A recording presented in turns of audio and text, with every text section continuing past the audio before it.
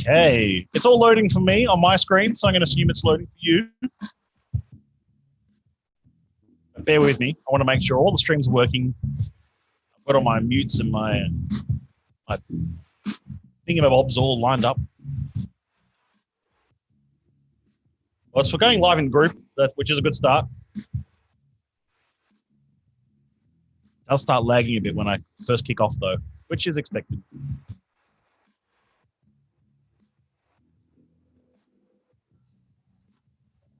Okay, I'm definitely live, which is great news. Thank you so much. I always love the first comments. I love the first comments because it's always first cab off the rank. Always good to see. My name's Matt Bailey. I'm the National Ambassador for the Scotch Malt Whisky Society. I go live every single night, including tonight, to talk about interesting topics, to have interesting guests on. Sometimes it's me just talking like tonight, having a chat with you all. I hope you all had a wonderful long weekend, except for those in Western Australia who did not get one, unfortunately. I think you guys get a different long weekend for Queen's birthday. But in the meantime, I really appreciate you tuning in and being a part of tonight's discussion. I don't need the headphones anymore. Oh, no, I do, just in case. Anyway, but so I really appreciate you tuning in, being a part of the stream and having a chat with me every single night about whiskey, about the community, about single casks, about everything that we do with the SMWS, but even broader, the whiskey landscape, as we've had chats about before. Sometimes it might be a rant, a Monday night rant. It sometimes might be a Friday night drinks. We didn't really talk anything society on Friday. It was just about getting together as a community for those who are either still stuck at home or might just not be able to get to events or venues yet. Our events are going to start kicking off again soon, I should say, because we're able to. And that's exciting. So keep your eyes peeled for that. We're working on a few things, obviously, behind the scenes and around the scenes. Evening, says Rob Akers, good to see you. And evening, says Caleb Chan, good to see you. You know what we're talking about tonight? We're talking about the tasting panel. Now, I want to dig into this a fair bit with you tonight, so bear with me. Tom Scott, Darren Howie, Suzuki-san, Benjamin, good to see you, mate. Hope you're well. Hope your Trump's doing well. Tim Steens, good to see you all. Good to see you all. Fantastic. And, of course, greetings to Joey Santon, good to see you. And Rowan, good to see you. Good to see you. Good to see you. Always good to see people tuning in each night with me live. There's always that sort of toss-up between doing Instagram or doing Facebook. The overwhelming consensus is that you enjoy Facebook. This way, if I do this way, I can also go to YouTube, which means that we can keep basically a proper record of all these clips, which is great because there's always something to learn in the background there. Evening, says Matthew Adams, good to see you, mate. Matt A to Matt B, that's what I'll call that. Okay, you know what? So let's no, Darren, that's fine. Darren says he missed out on the Big Friday barbecue. That's fine. I'm going to be taking questions tonight, though. So keep the comments coming in. Keep it coming in. We'll go from here. I'm talking about the tasting panel tonight, and the reason for that is because it's something I get asked a lot at the SMWS. What is the tasting panel? What makes it different? Okay, let me dig into this from the beginning. The SMWS is not often considered in the same breath of conversation when talking about independent bottlers. We are an independent bottler, but we're first and foremost a whiskey club. So with that as a discussion point, you don't often see the discussion about us being independent bottlers, first and foremost, because we're not. We're a whiskey club first and foremost, and that is really quite hammered home by the amount of effort and what we do differently to other independent bottlers. Let me explain to you what an independent bottler in general looks like. And this, of course, is different from all of them, but in general, it's a case of just working with distilleries, but more often brokers, in securing casks that they don't want. That the distilleries don't want, that can source from elsewhere, unlike house style sometimes, surplus to their needs for their orders and their requirements. And there's a whole range of things like that can happen.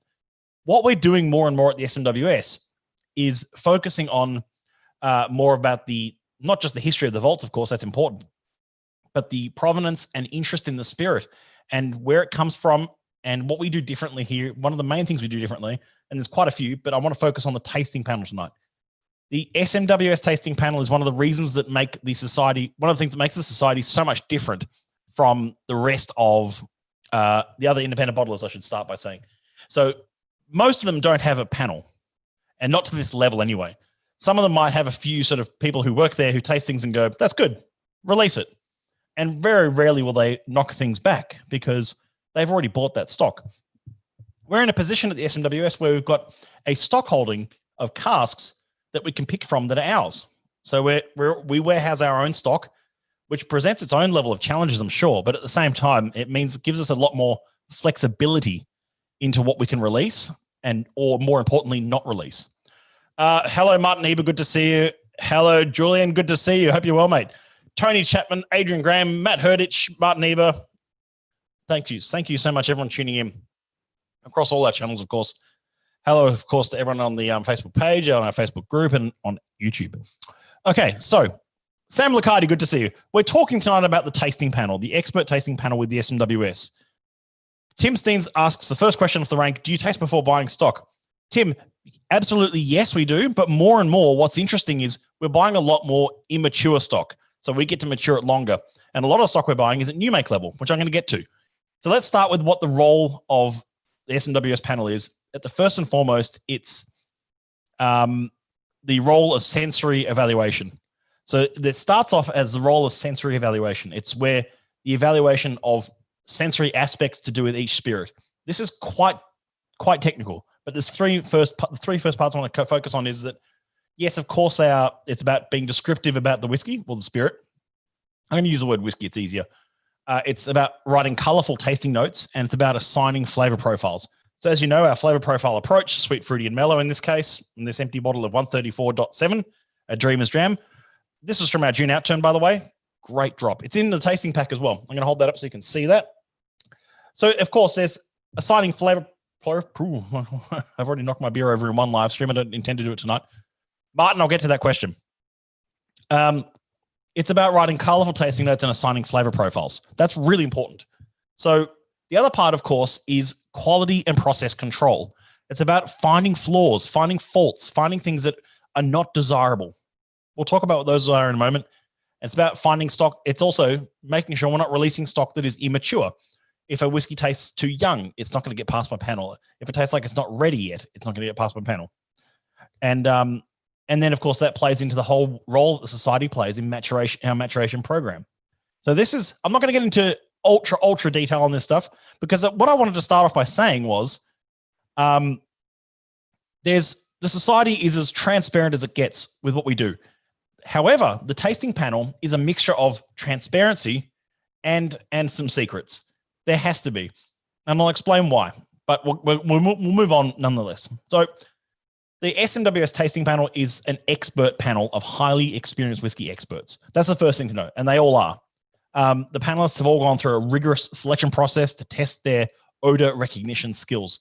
This isn't just sort of like, oh, my mate runs a really nice whiskey bar and he knows his whiskey's back to front, therefore he could be a panelist. No. There's a test they all have to go through to be certified as a panelist. So it's an odor test.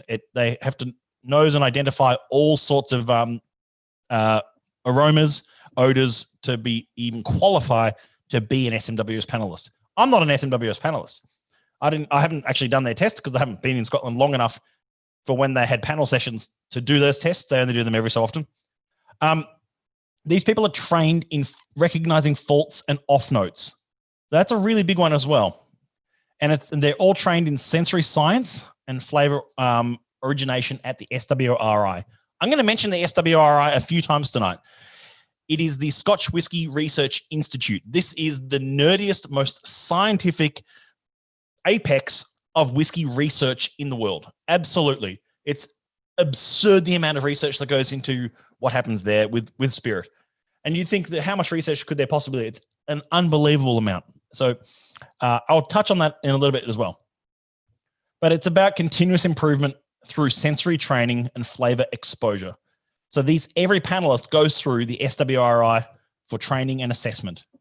So that is getting very, very technical, which is why the standard of what we're releasing in bottle for members more and more is going up in quality, because the amount of research and development that we're working closely with the Scotch Whisky Research Institute to build our panelists' knowledge and to build up their skill set for releasing is unheard of. No other independent bottler is doing this. And this is one of the things that makes the SMWS unique for what we are. I'm going to grab a couple of questions before I move on. Martin says, apologies if you've covered it before or will later, but is there still a local panel? I remember that was always a big point of difference for Aussie SMWS branches.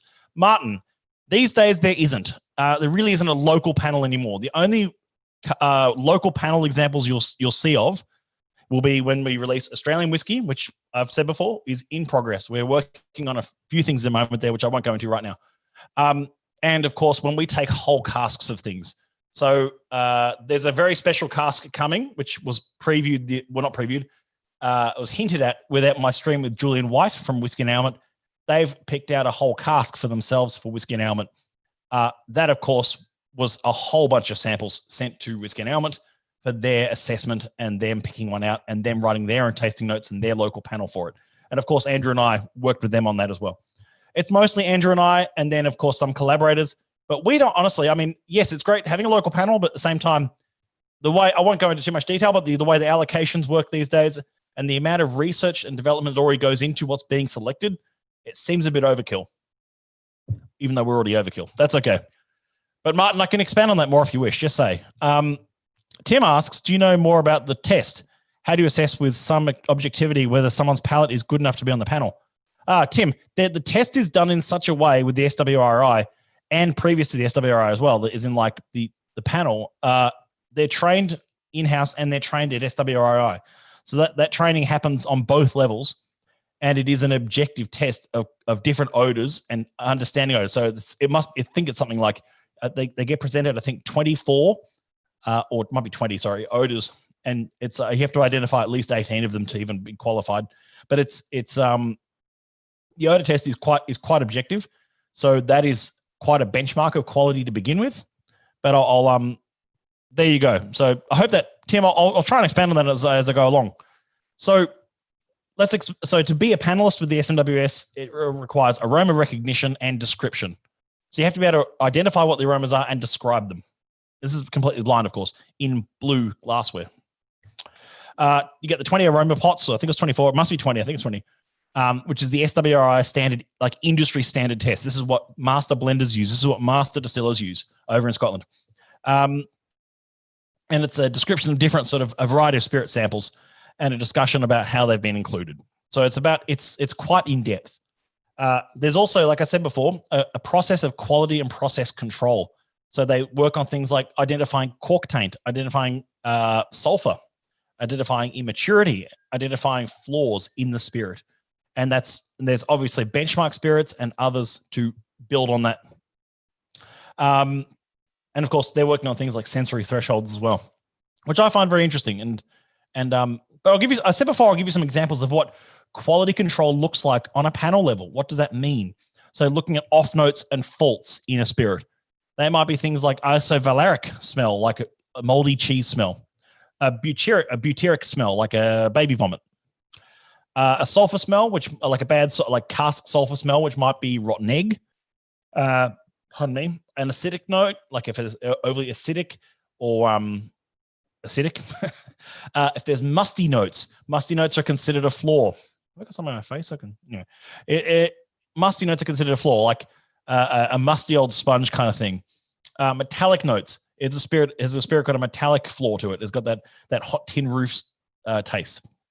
And I've tasted all whiskeys with all these kind of flaws before, and I've done a very similar test, not the SWRI one, but I've done a very similar test with these aroma kits. Does it have a rotten vegetable smell, a vegetal smell that is rotten?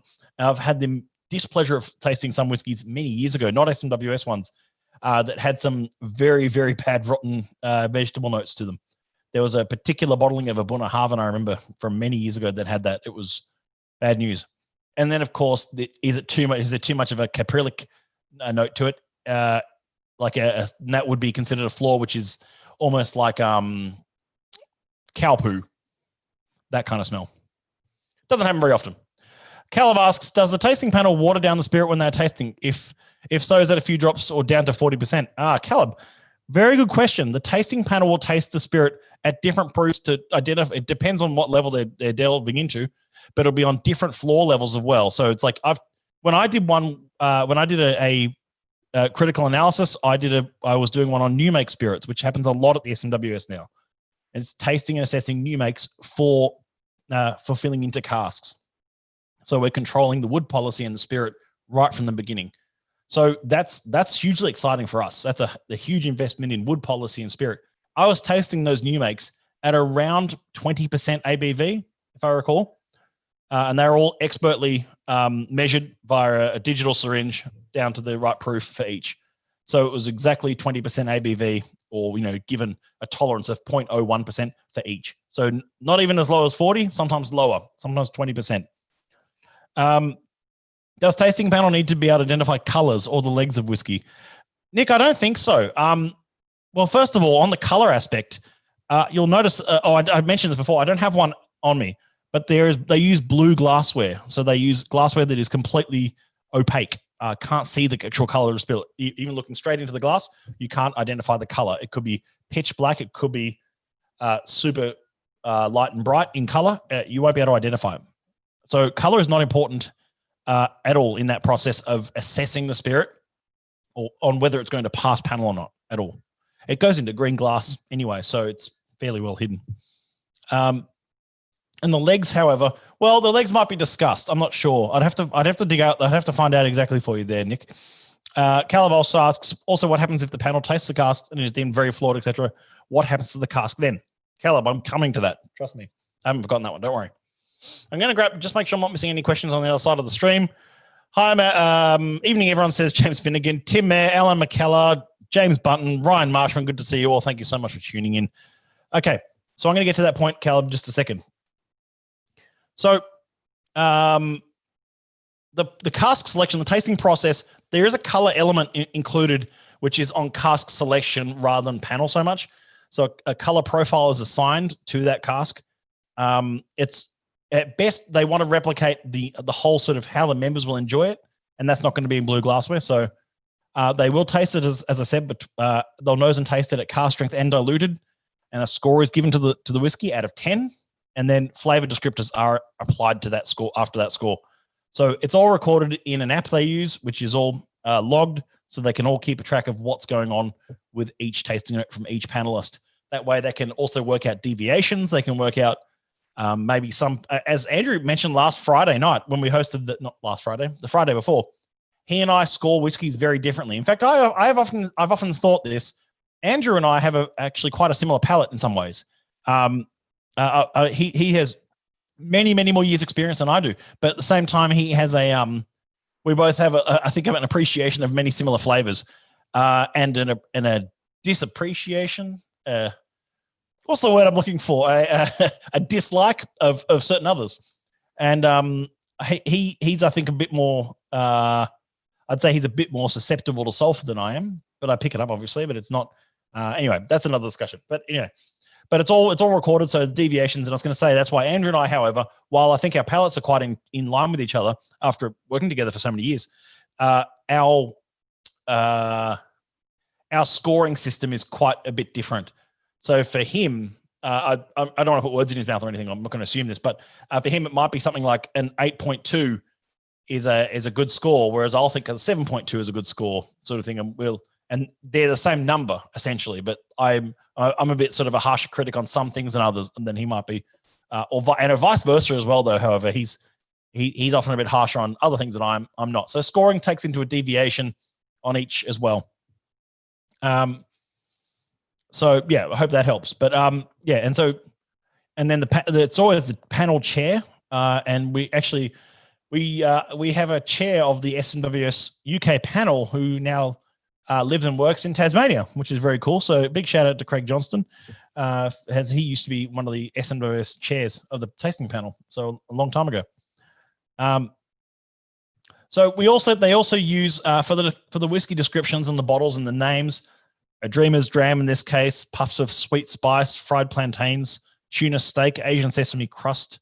That kind of tasting note is often is drawn from colorful descriptions, which come from mostly building out from the SWRI flavor wheel.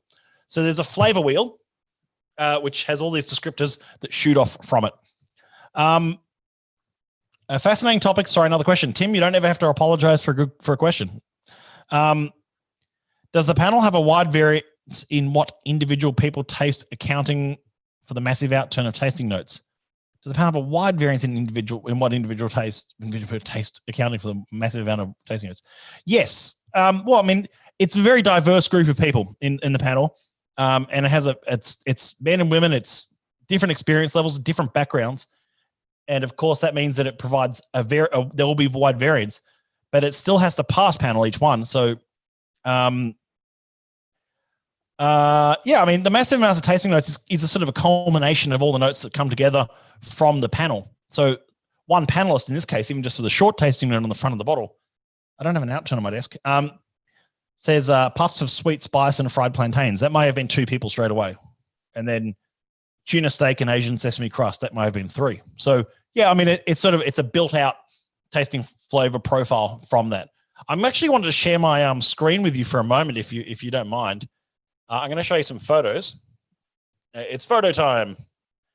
If you want to take a look at this, you can. I'll share my screen with you. Just bear with me a second. You might find this interesting. I find this interesting. Okay, so here we have. I'll show you. I hope that's coming through. Okay, but here we have.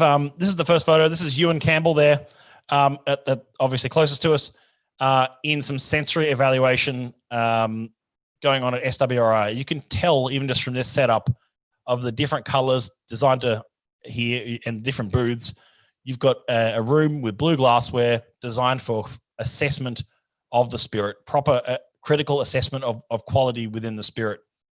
And then there we have Dr. Andy Forrester. Now he for many years worked at the Scotch Whisky Research Institute, and he now works at SMWS. So he's on the team at SMWS, building out education, giving us an insight into some of the science behind the spirit, so that we are, again, at the forefront of what we're creating for members. And he takes his role very seriously, and he's one of the most fantastic people. So I hope to get him out to Australia sometime. That'd be amazing. There we have Ewan again and Dr. Sonia working on some, again, critical analysis of some of the spirit. See blue glassware again, all sorts of crazy colors in that room at the moment. They use all sorts of color and sensory perception to change and to work out flaws and work out inconsistencies in how it's assessed. So it's not just, uniformity.